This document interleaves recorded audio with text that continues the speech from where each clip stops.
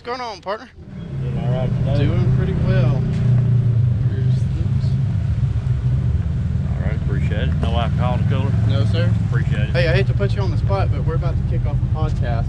You got any words you might give to anybody coming to Windrock for the first time? Not really. Just be careful, be safe, Be smart about it. be smart. Alright. Take the trails that you only know that you can handle. Right. All right, man. There's some dangerous ones out there. Yes, sir. All right, you have a good day. You too. Be safe. All right. All right. Well, not much to say other than be smart about it, but that's okay because that's good advice. that's kind of the general rule here on the BC Driven Trail Mix podcast, which we are getting ready to kick off the last episode of today. Last episode. The final episode. Final ride of the year. Season 1 anyways. Getting chilly out. We've got our ear warmers on here, so should be nice and warm today. But like the security guard said there,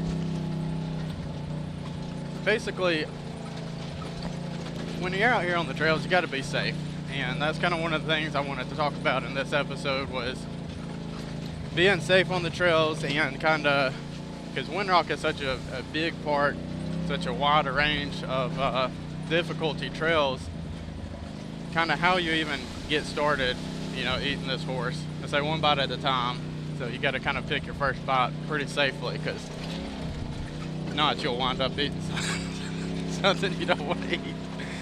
Oh, that took a weird turn. Anyway, the point he's trying to make is, especially like if you're like us and ride out here by yourself, just know your limits. Yeah. Stick with those limits. So talking about limits, let's go back and talk about how we kind of cut our teeth before we even got ready to come to Windrock, because it took us a while to work up the nerve to come out here. How do you remember how long it was that we rode our local park before we come up here? Oh, I don't know, at least a few months. I know we It was a little while. we got our razor, and we have a park about 30 minutes away. It's a pretty small park, Stony Lonesome. Shout out Stony Lonesome. I've did several episodes of this same podcast there, and we definitely cut our teeth there. We rode that park so many times, forward, backwards, reverse. We got to where we got kind of bored with it, if I'm being honest, because just every trip we tried something a little bit harder, try to push ourselves to get a little more comfortable, and finally we were like, shoot, let's go somewhere cool. Yeah, then we kind of started venturing out. We went to where is it? Morris Mountain, is that one of the ones we went to? We never drove our razor at Morris Mountain. Hawk Pride Okay. is Hawk what Pride, you're that's thinking of. Hawk Pride, yeah. So we went to Hawk Pride. Hawk Pride is similar to Windrock in that it's rocky and technical, but also still a pretty small park.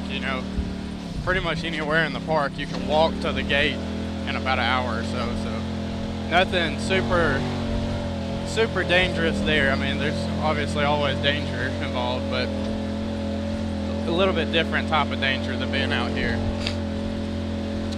So once we got kind of comfortable taking the razor longer distances, because Hawk Pride was an hour and a half away, so we would load up and go there for a day and kind of get accustomed to everything.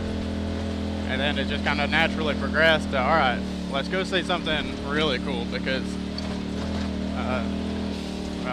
Windrock was everywhere. Still is everywhere. It's one of the best, in my opinion, one of the best places in the Southeast you can ride.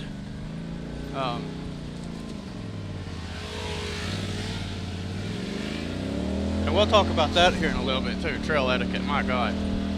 But Windrock, if you've found Windrock through like the Windrock Riders Facebook page or any Facebook page, you know that there's a ton of cool stuff to see out here. But what you don't always see in those pictures is how you get there and kind of some of the dangers and risks involved. And I'm not trying to deter anyone from taking any of those risks, because I think it's good for you. Builds character. It's how you learn. Appreciate it, guys.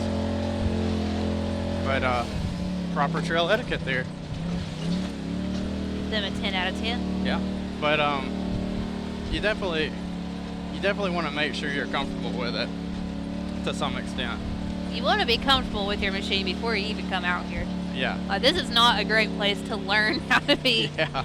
I think you want to at least know how to operate it, kind of know your tipping limits and that kind of thing before you come out here. The big thing with Windrock is knowing where your machine flops on its side. Yeah, that's very important. At least in my opinion, if you know where your machine is going to actually roll at versus where it just feels like it's going to roll, you'll be in good shape, because 73,000 acres out here, they're not going to grade every single trail. They're going to keep up a few close here by the office, and there's some that they keep up for the gas company.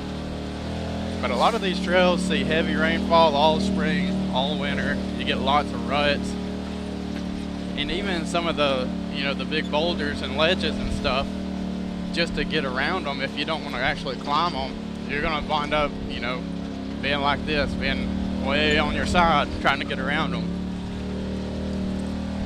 So knowing your machine is probably step number one. I mean, get some confidence in what you're bringing. If you're bringing your Ranger from the farm and the only place you've drove your Ranger is around the farm in a flat pasture, it's going to be a little difficult being up here, even on something like this. Is trail 2. This is considered a blue trail.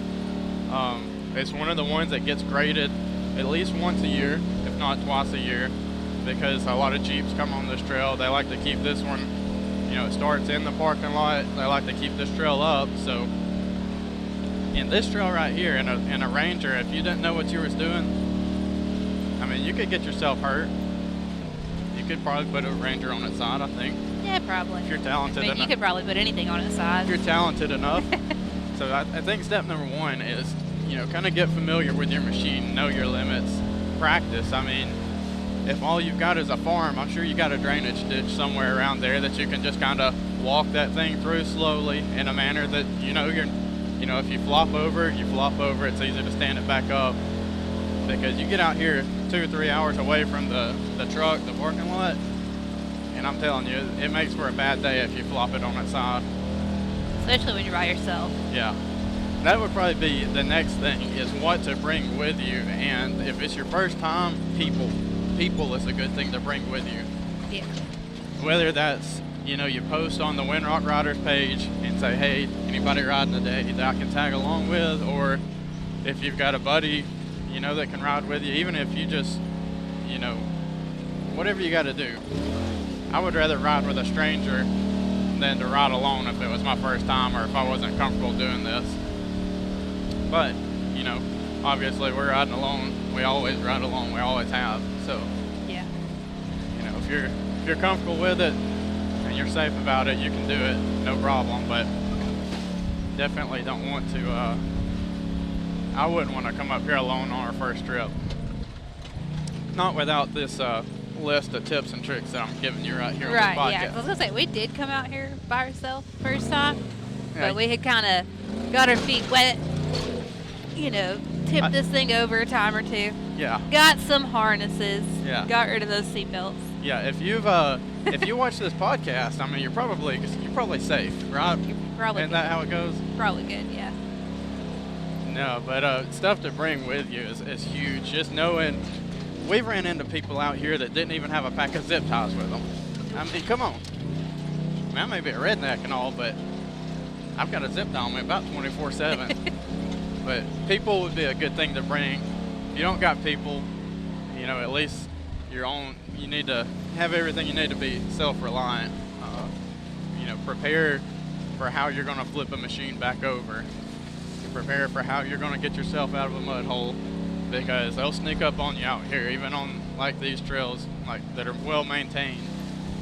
It don't take long, one big Jeep event, and they'll come out here and rut up a trail so bad you can't get through it. But recovery gear is, safety gear is probably where I would start. So like Harley said, harnesses was one of the first things we put in. Any razor we've owned, harnesses has been one of the first things we put in. Then a winch. It took us a while to get a winch, but yeah, that's definitely clutch. Yeah, get your safety gear, get your harnesses, and then, you know, recovery would probably be the next big thing. We like we said, we got a winch now, but we rode for a long time without a winch and just, you know, a series of straps and come-alongs that we carried with us, and just mostly prayers and a lot of momentum. We did Trail 39 without a winch, and it took a lot of momentum, and we sacrificed a radius rod or two, but winch is really a good thing to have with you. And then, you know, all the stuff that goes along with that, straps, shackles. And I'll tell you, a lot of the times, for me, carrying all this stuff isn't really for me, it's for other people. I've probably used our winch just as much to pull other people out of situations as I have ourselves. Oh, yeah. And some of that's because I just know where not to go from experience. I know where I'm going to get stuck, where I'm going to get hung up, and I try not to go there. And some of that's finding people on the trails that don't have that stuff. We've done that quite a bit. Yep. I think that's kind of one of our favorite things, actually. Yeah. Just finding random people out here, and they're like, oh, we've got just what they need. Yeah. Well, I mean, it kind of helps other people out too, because, you know, like I said, a lot of stuff we learned the hard way. We learned because we got stuck out here without it, and if someone comes along and it's like, hey, you need a strap, the next time you come out here, you're probably gonna be like, hell yeah, I need a strap. I'm bringing that with me. Yep. We carry a very light toolkit compared to some people. I know we've rode with people that carry, you know, axles, drive shafts, chainsaws. Which isn't a bad idea if you can do that. Yeah, you can, but I would say you can get to where you're too over prepared and it makes you vulnerable.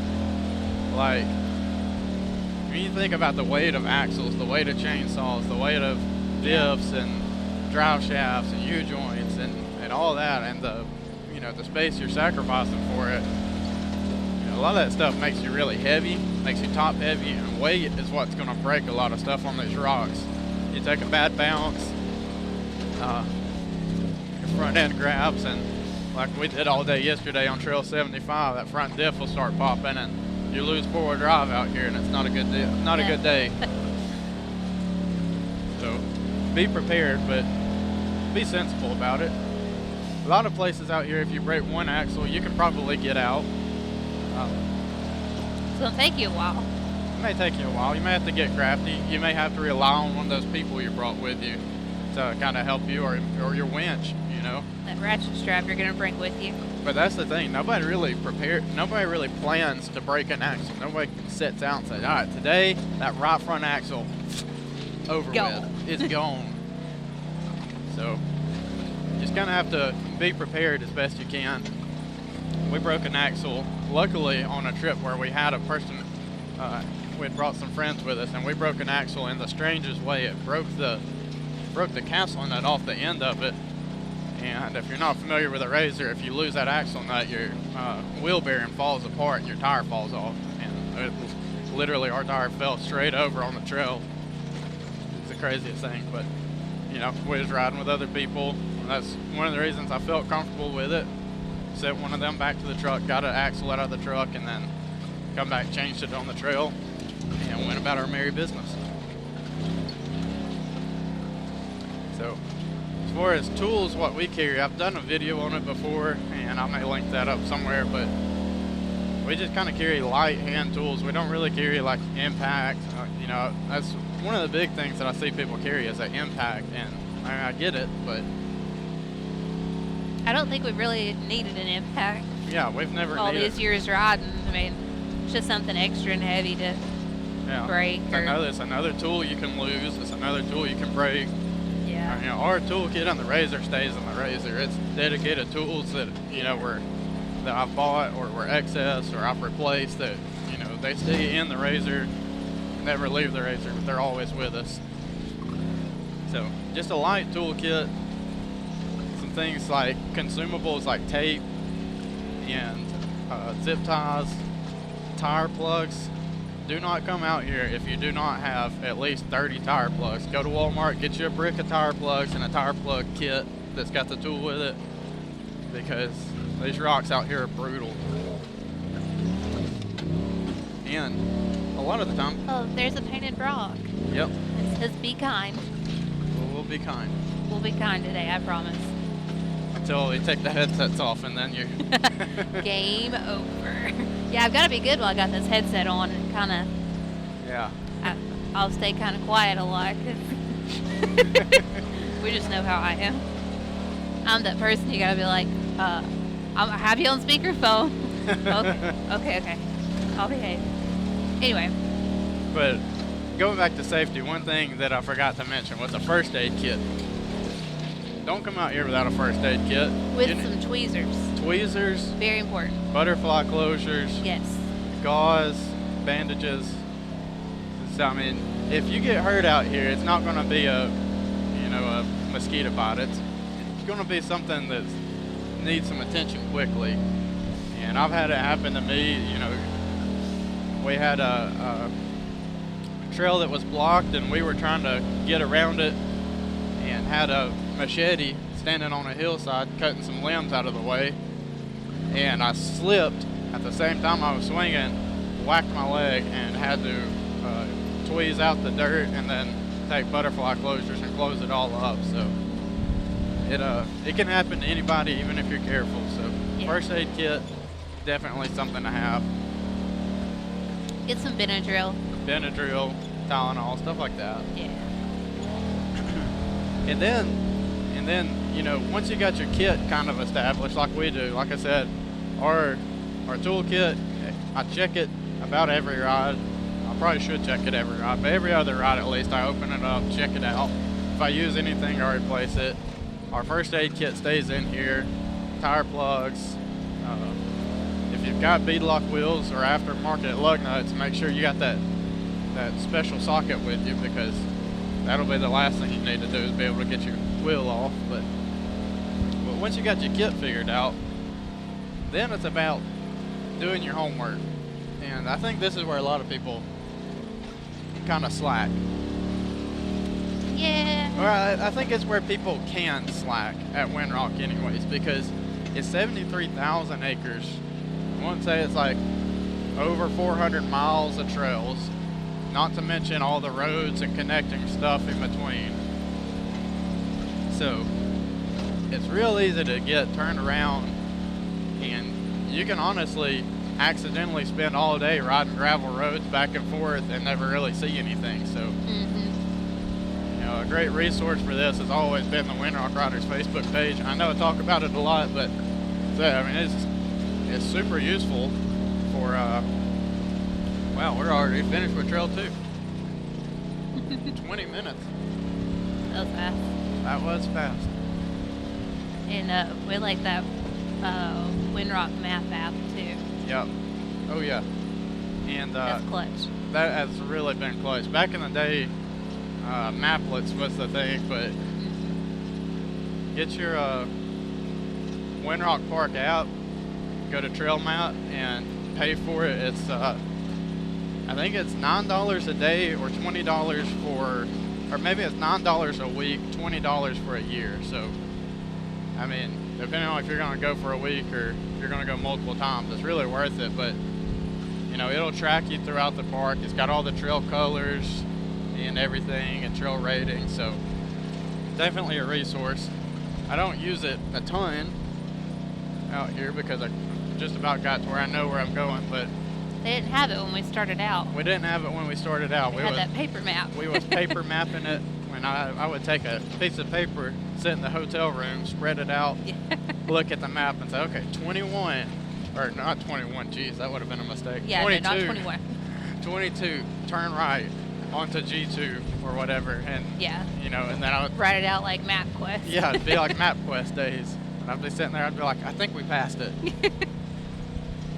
And getting lost out here ain't the end of the world, especially on a holiday weekend like this. It's Thanksgiving weekend, so there's a ton of people out here.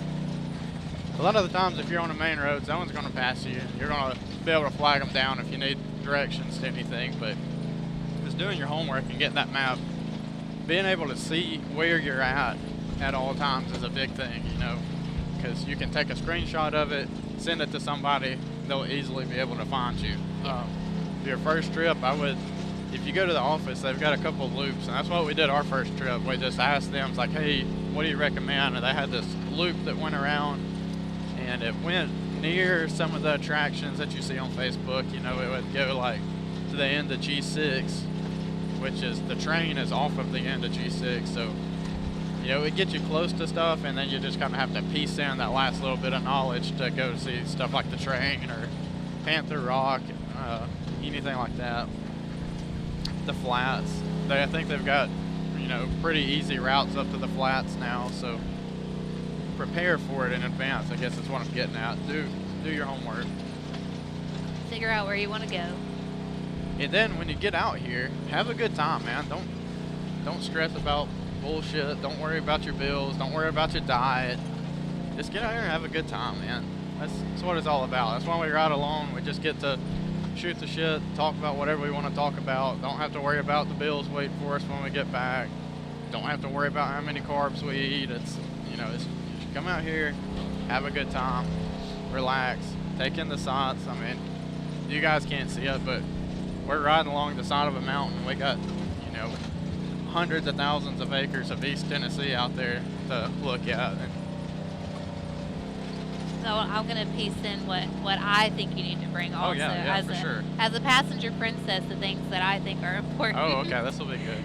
Okay, so as a passenger princess, you're in charge of the travel bag. You gotta have a travel bag. You need to have wet wipes in there, or flushable wipes. I use flushable wipes, that way you toss it, it's just gonna break up or whatever. Flushable wipes, if you're a female and you have long hair, like I do. Hey, before you move off for flushable wipes, we'll touch on this on trail etiquette, but my God, I seen a woman's whole asshole yesterday. Your whole butthole yesterday. In the middle of the trail, not even pulled off to the side, just stopped, got out in front of their machine, and we met them oncoming. That was awkward. Poor lady, I don't think she got to wipe or anything. She just snatched her pants up and jumped back in. We'll talk about that on trail etiquette here in a minute, but anyways, travel or pull off. Don't do it in the middle of the trail. We're gonna see your butt. I mean, everybody has one, but you know, just pull off. But yeah, so hair ties, super important. Bring extra. These if you have harnesses, they'll pull your hair pretty bad, so you want to tie your hair up. Can you hear me now? Yeah. Okay. Yeah. So flushable wipes, hair ties. Make sure you got drinks and snacks. But mainly those two things. Those are really important. Yeah, you don't want to slack on your creature comforts. I guess that's kind of one thing I skipped over is we're out here for a long time. You know, we ride 12. Sometimes we're out here for 12 hours. Yeah. Yesterday we rode about 10. Today we'll probably ride about 10 or 12. But you know, you don't gotta ride that long. You can ride shorter periods of time, but you definitely want to bring some snacks and drinks and keep yourself, you know, could be an hour. Like you can plan to be somewhere for lunch, and then you take one trail and it takes twice as long as you anticipated, and then you know you're hours behind on getting food. Having that old snack bag in there, pretty handy. Snacks, creature comforts.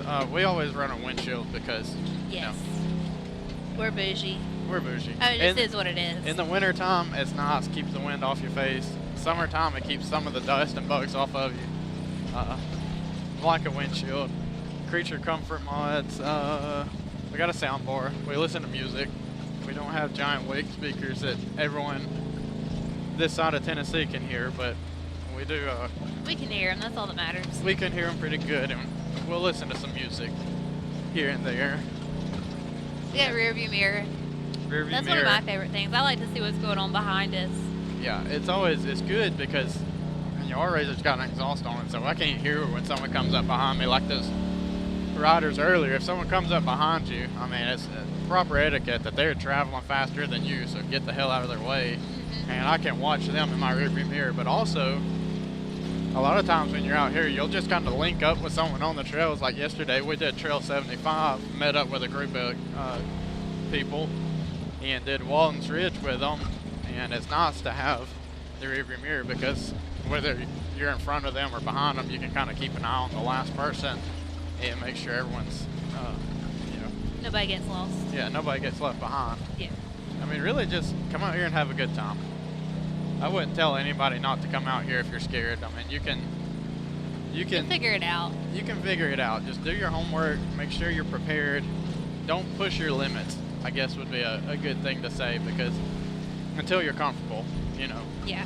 Your first trip, you know, maybe you just ride gravel roads. I don't know. I mean, some of the gravel roads out here are pretty tough. This is G1, and it's got, you know, it's got spots where you can kind of get off camber and hit rocks and stuff like that and kind of get comfortable with it. And then if you feel good on the gravel roads, move up to a blue trail.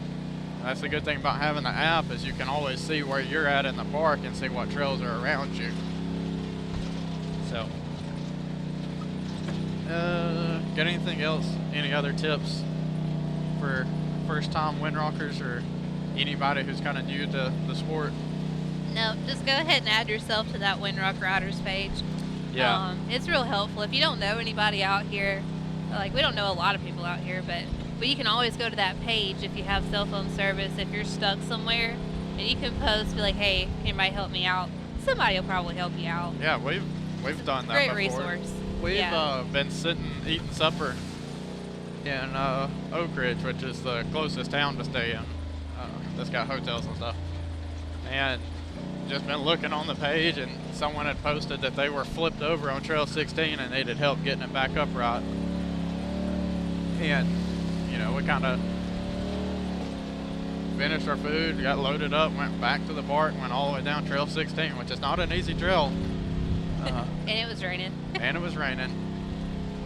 And went out there and tried to help them, which unfortunately someone else had already got there, so we kind of wasted our time. But well, fortunate for them, unfortunate for us. Yeah. Lost in communication, but they were helped. Like, somebody helped, and that was the main point I was trying to make there. Just post on that page. Somebody will help you out usually. Oh yeah. Yeah. So, Really, I mean, that's a pretty good start. That gets you going. Yeah. If it's cold, bring your jacket. Duh. Yeah. It gets. Bring your chapstick, sunglasses. It gets crazy cold up here. The wind is insane in the wintertime. It's always blowing. And it can be cool down in the park. I mean, warm down in the parking lot, cold up on the top of the mountain. So. Oh yes. Oh yes. It's like it's warm right now, but once we start scaling up, we'll get a little bit chilly.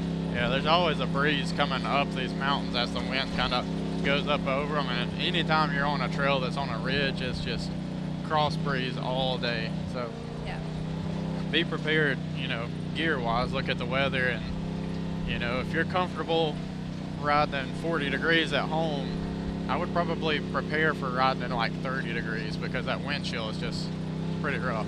Yeah. And then, you know, a couple other random things like lodging. Don't be scared to stay in the hotels in Oak Ridge and trailer to the park. It literally, I mean, it's cheaper. It's cheaper. It's you so got much cheaper. Internet, hot shower, TV. I mean, it's nice.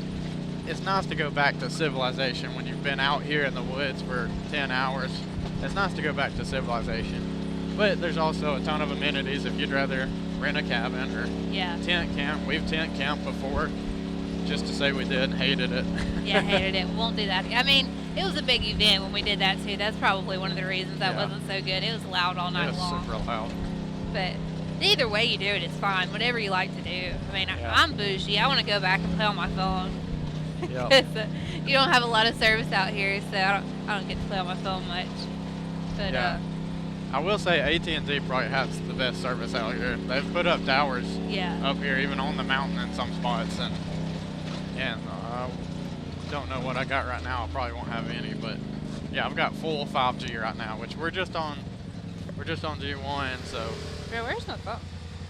Okay, I found it. Just kidding. It's not up there. Yeah, I've got straight talk. I got service in some places. Some places I have absolutely nothing. Yeah. But so. Cheap phones, whatever. Phone charger is another big one to bring. Definitely bring you a phone charger. Yep. And make sure your outlet works. Yeah. Oh yeah. Yeah, check it. Your 12-volt outlet in your machine. Check Yeah. it before you leave.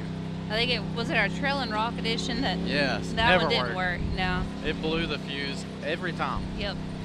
So we had a little jump box that had a charger on it and kind of worked our way around that. That was fine. But that comes in clutch because if you get lost and your phone dies, well, Yeah. you're kind of in trouble. Yeah. Moving on from that, we just passed a good chance to talk about trail etiquette out here, and it kind of ties in.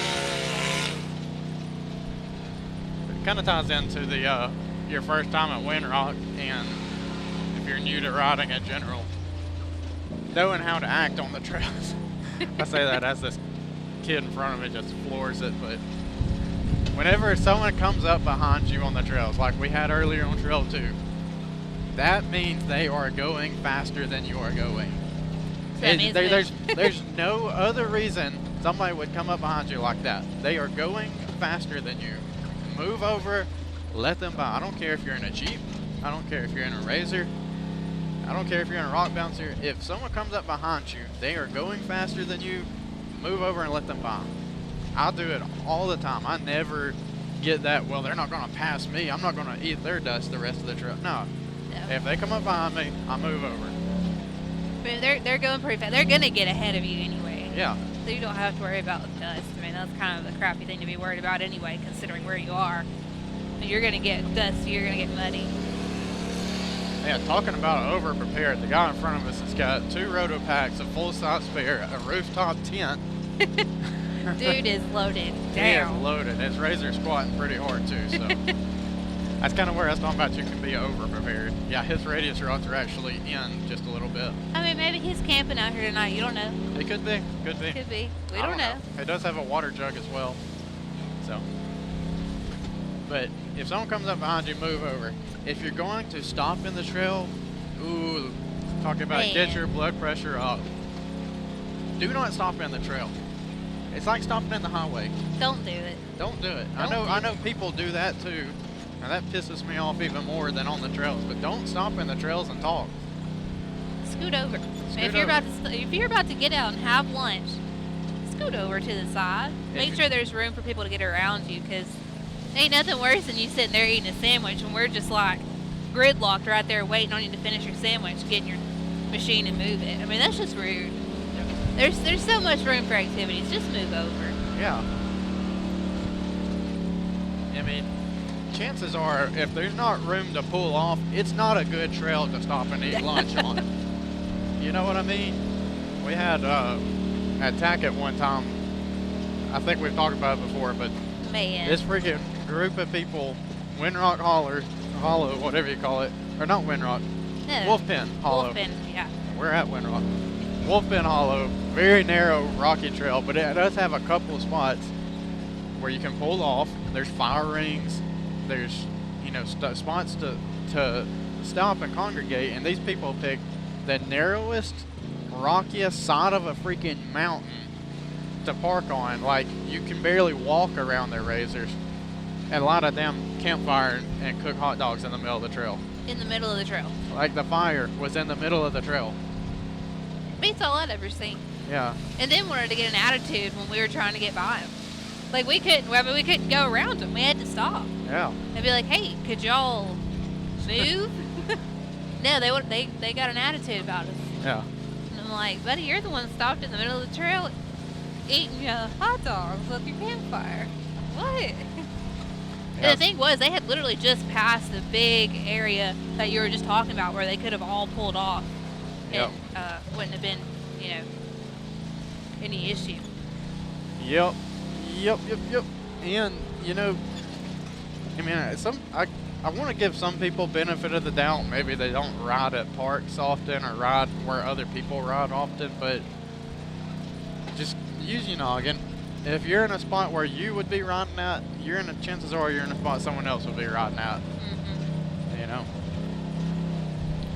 And then another big one is sometimes out here you'll see, I think we passed one earlier, we passed a group and the leader of the group held up 5.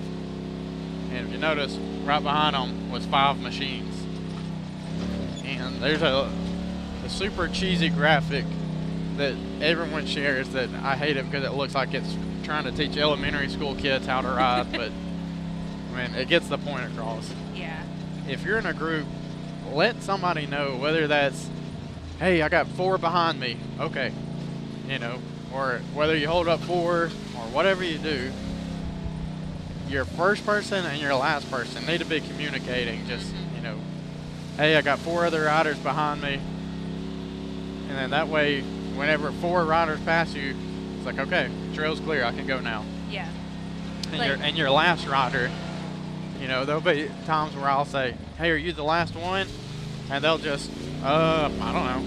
Yeah, they have no idea. Like I'm speaking Greek to them. It's like, I'm asking if you're the last rider in your group. That's all I'm asking. That's like, great. Now we're just going to have to sit here for a couple more minutes to make sure there's nobody else coming down. So it's like yesterday, we were going up a pretty, we were on 75, I guess, right?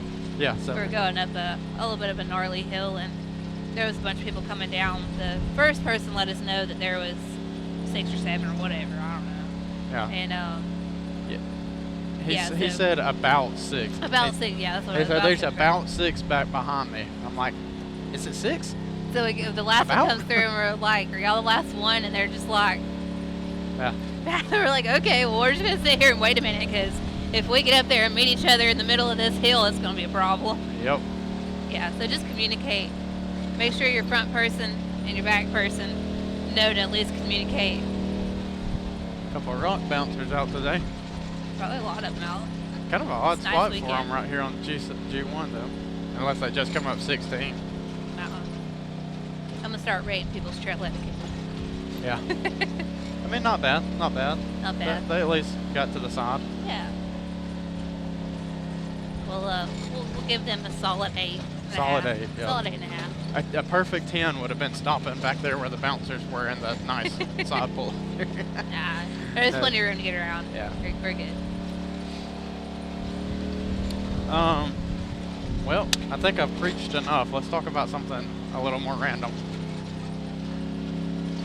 Is there any more trail etiquette stuff? I mean, that kind of covers it. I mean, you do those 3 things. You don't stop in the trail. You move over if someone comes up behind you. And you let people know how many people you got in your group. You do those 3 things, you're not going to make any enemies out here. No, just be nice. It's such a beautiful place out here. There's no reason to be a butthole to anybody. No. Just be nice. If you see people breaking those etiquette rules, don't be a dick. Yeah. There's no reason to be a dick. Just be like, hey man, you let us through. Don't fling poop at them when don't, you go by or anything. You don't got to be an ass about it, but it just aggravates me. It's That's like, not a good way to make friends. Yeah. Like, I'm trying to have fun out here. I'm trying to not impede anyone else from having fun. So, okay, so I just got a couple random things to talk about here. All right. If you could wipe any food off the face of the earth completely for everyone, not just for yourself, just completely, what would it be? I mean, like, I don't want to take away anyone else's happiness, but I don't like cornbread. Ooh. Ooh. That cuts deep. Yeah, but if I had to make a conscious decision for everybody, fruitcake. Fruitcake, It's gone. Nobody likes fruitcake. Do you? I don't know. I mean, I think that would hurt less feelings than cornbread. They would hurt significantly less feelings. Hurt. For me, sushi. Ain't no one. I mean, who the hell needs to eat? Some people like sushi. Gone. I don't. I mean, I don't eat it. See? That perfect 10. Perfect 10. I even messed it up a little bit because I waved. Yeah. But I did give them the hand. I'll give myself a 7, but I'll give them a perfect 10. But yeah, sushi. Man, who needs to eat a piece of raw fish? Get out of here with that. Yeah. Actually, I need to take just a second and look at the map, so we'll be right back. Okay. Turns out we just keep going straight. Okay. Let's see. One thing, and I had food wrote down, but I guess it could be any product that you'll not buy store brand on. Like, I know that we're not the most financially responsible people, and a lot of times we'll just buy store brand stuff because it's generally just as good. But there's a couple of things that I will I will refuse. I draw my line in the sand. Will not buy store brand. Okay, well, okay, so this is one that's really important to me, and it's not even that they have really a store brand of it, but I have a specific brand. I will not drink anything else, and it's eggnog, and it has to be Southern Comfort. Oh, yeah. I will not vary from that. Like, no barbers, you can hang that up. Yeah, that's kind of my one thing. I'm not real bougie. Like, Yeah. I'll buy store brand toilet paper, cranberry sauce, whatever, milk. Yeah. I don't know. Mine, Pop-Tarts. I've said it before. I'll die on this hill. Do not give me no store brand chocolate fudge Pop-Tart. It's got to be Pop-Tart brand. And a lot of breakfast cereals too, to be honest with you. Well, those don't matter too much to me. I'll eat a store brand Pop-Tart. I'm not that bougie. Okay, but is it important to warm up your Pop-Tart before you eat it? Yes. Yes. Yes. See, I don't care. I like them hot. I like a microwave so they get a little gooey, but I can also do the toaster oven and let them get a little crispy. So Yeah. I could go either way, but I'll prefer them warm. I will eat them cold. I will eat them cold. You just won't be as happy I about just it. won't be as happy about it. Yeah, I'm kind of the same. I'm fine with eating them cold, mainly because I'm just too lazy to stick them in the toaster. What's one thing that you'll settle for because you're a little bit lazy? Oh, there's a lot of things, honestly. Yeah, there's a lot. Eating cold pizza. Oh yeah, reheating leftovers. Yeah, we'll just eat it cold. Yeah. I don't know. Honestly, I'm pretty lazy. I don't. Making the bed is one place where I'm super lazy. Oh yeah, we don't make our bed. Who the hell has time to get up and make their bed? No, I don't. I barely have time to put my clothes on in the morning. You're gonna come back. I love making my bed. You're gonna come back and waller in it when you get home. Yeah, and I like for my stuff to already be pre-wallered. Like I want a defined path where I'm about to lay down. Sleepy blankie where it needs to be. Our 2 separate comforters. We don't share comforters. Oh yeah, no way. I don't know how people do that. Yeah, there's no one to blame for stealing your blanket if Yeah. it's your blanket It's and they your have own their blanket. own. If you lose it, and Yeah. that's on you, buddy. What else you got on that list there, bud? Let's see what we got here. This is a random one. It's left field. You don't like country music, and I know you don't like it. I hate it. I hate all of it. Pretty universally, you don't like country music. But is there one song that's like, I mean, it's not that bad? Well, there's not really one song. I know there's no country song that you're going to be like, let me just cue that one up while no one's looking. No chance. If I do that, y'all need to check me into the hospital because something ain't right up here. No, I don't mind. I wouldn't pick it to listen to, but I don't mind Johnny Cash's music. Yeah. That's kind of the only, and is that considered country music? I don't know. Is it? country. Okay. Yeah. So, if that's playing, I don't necessarily want to gouge my eyes out. I'm usually okay with that. Yeah. Can you hear me? Yeah, I can hear you. I'm not real good with this thing. I can hear you really good. Okay. Yeah, but no, Johnny Cash, The Ring of Fire. I mean, that's pretty cool. Yeah. That's pretty, but other than that, no. There's really nothing. It's too twangy. Yeah. It's just not my favorite. All right, we're about to have a chance to rate someone's trail etiquette right Okay, here. here we go. I'm so excited. All right, let's see. We'll see. See how they do. They're going pretty fast, Oh, honestly. they're going pretty fast They're going pretty fast for a Jeep. for a Jeep. Hey, nothing against Jeeps now. We're thinking about getting one. Yeah. We got a, it's to the time where it's like, do we get a Jeep? Do we get a 4-seater? Yeah. Oh, there we go. All There's right. the pull off. There's the Okay. pull off. 10 out of 10, buddy. Thanks, guys. 10 out of 10. Okay. Always tell them thank you, even though they can never hear me. If you mouth and they didn't think you either said fuck you or Hey. thank you. I don't know. I should get a sticker that says Trail Mix Podcast, and then they'll be able to look it up and know if I said thank you or not. Oh, yeah. There we go. That's There a we good go. idea. I don't know. Do we really want people to know what we're saying? No, I'm just kidding. No, we'll be nice. Yeah, we'll be nice. We'll be nice on camera. Johnny Cash. I like some Johnny Cash. Yeah, Johnny Cash is okay. But I don't know. Is there anything else I like? I don't think there is. You know me better than I know myself. I feel like I've heard you say that it was either Friends in Low Places or Neon Moon. It's probably Friends in Low Places. Yeah. I don't mind that one. That you didn't mind. I don't mind that one. And then That I was started alright. singing it, and you almost punched me in the throat. Now, I don't want you to sing it. Like, if we have options to sing, you sing something else. But if it's on the radio and I have to listen to it, not in my car, because I don't have to listen to anything there, but, what's that? I think it's just a piece of tin. I thought the same thing. I was like, is that a boat? Yeah, a I boat. think it's just a piece of tin. Yeah, no, if it's like playing in a restaurant or something, I ain't going to get real upset about it. I know people like that. But, What is yeah, that? that was It's alright. I don't know what that is. It's fiberglass. It's part of an airplane. It's a windmill. Oh, you know, it could be. It could be. You'll see all kinds of that somewhere. Where is it that there's the airplane pieces at? That would be Tackett Creek. Tackett, okay.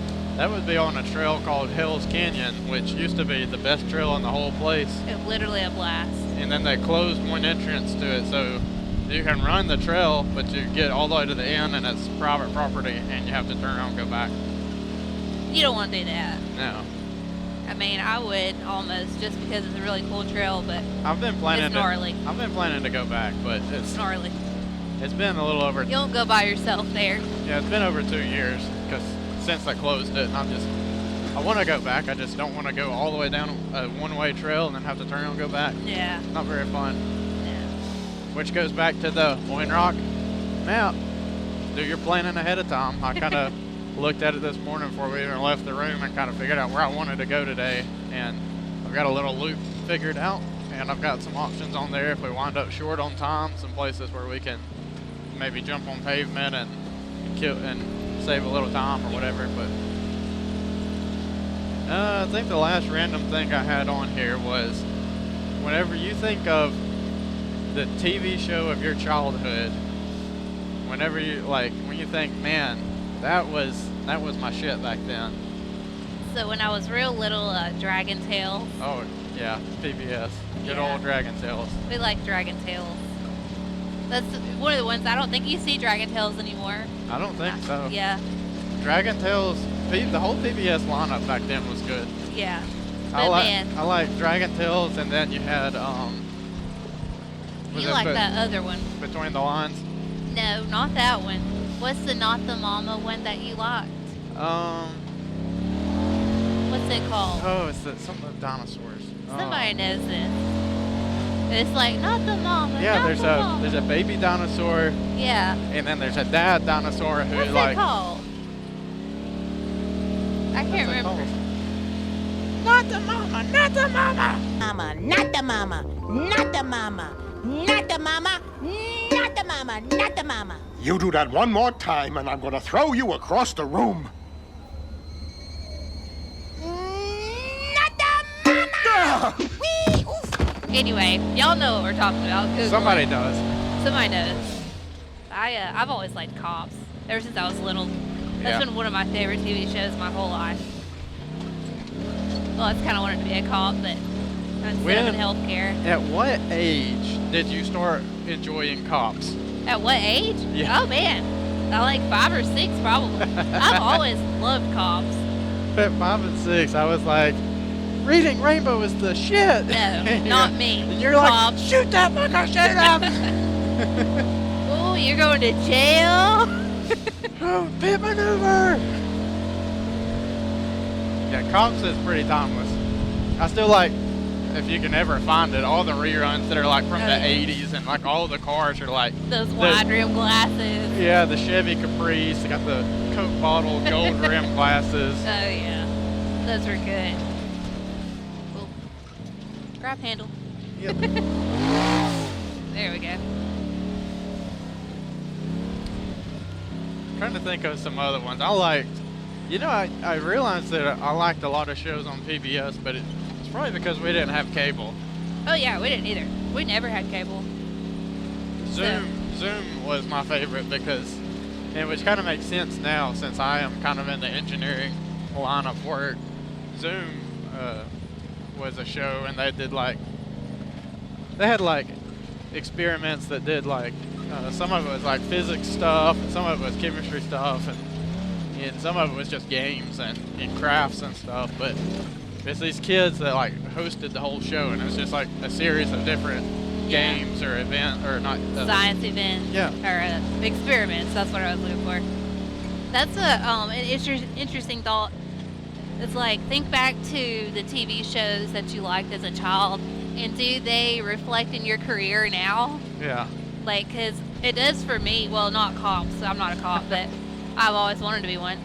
But ER, I loved watching any kind of doctor show with my dad, and that one kind of definitely reflects kind of what I do now. I don't work in an ER, but I want to eventually. Yeah, I would definitely say it does translate, because I watched, whenever we did get cable down the road, Mythbusters was my shit. Man, yeah, like, you love Mythbusters. Like, I'll sit down and watch reruns of Mythbusters today. But I loved Mythbusters, and it was always because they would, scientific method, they'd start with a hypothesis and form some tests and look at the results and see if it validates it. It was just really cool. And they always did, crazy stuff. Like, I remember one, it's just like the most random one to remember, but they was trying to figure out, the myth was something about if you place toilet paper on the toilet water, if it prevented the splashback when you poop. They made like clay turds and everything. It was used slow motion to watch the water. It was the most extra crap they did, literally crap that they did, that made me enjoy it. But they also did some really cool ones that really aligned with my interest, like windows down versus air conditioning on a truck, and then tailgate up versus tailgate down. Well, as far as fuel economy and stuff like that, it's always been interesting to me. But then I would say probably teenage years, Orange County Choppers was a really big one that I was just like religious about trying to watch any episode, any rerun. And it's kind of funny because you look back and a lot of people say that those bikes were absolute garbage, that they're almost unrideable because they're all hardtail with huge rake and giant motors that never run right.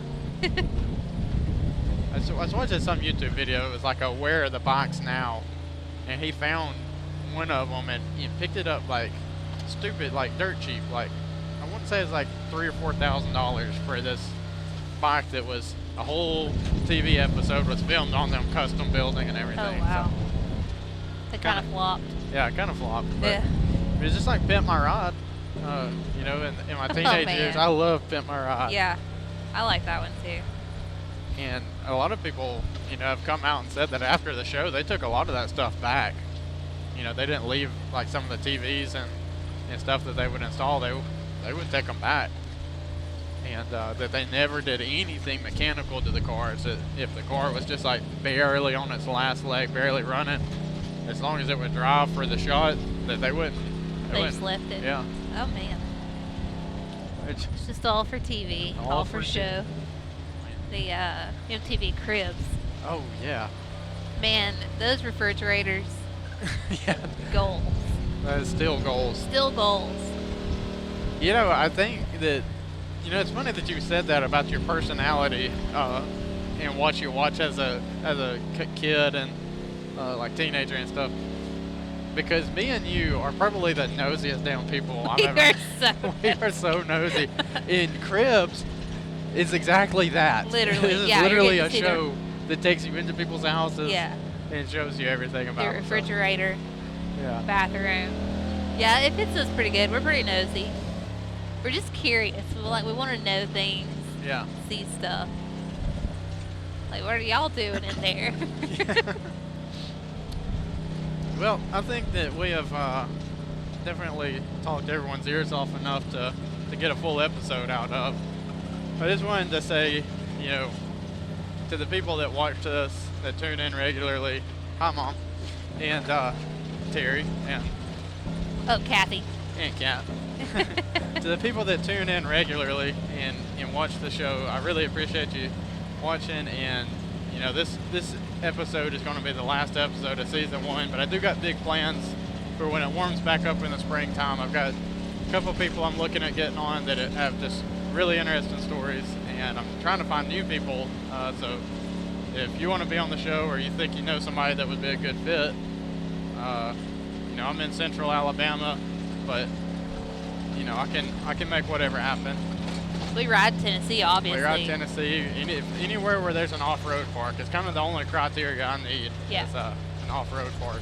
But find me on Instagram, BC Driven, and shoot me a DM. We'll figure something out. Facebook too.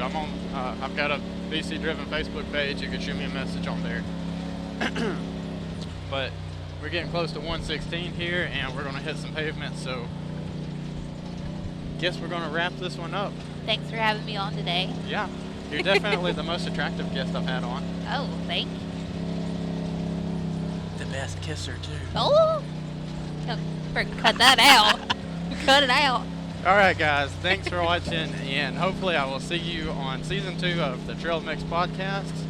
For now, that's a wrap.